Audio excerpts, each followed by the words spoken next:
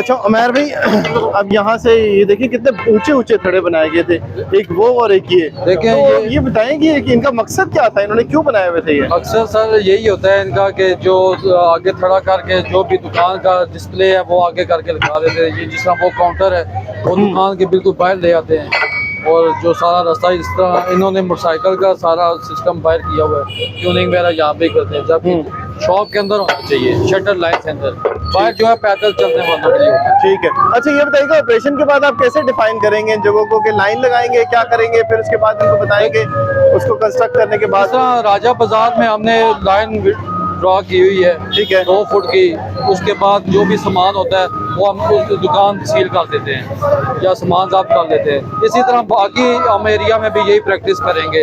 अभी तो मेन हमारा जो है ना फुआरा चौक, राजा बाजार और तलवाड़ा बाजार हो गया, उन बाज़ारों में हमने अब लाइन लगा दी है। वो जो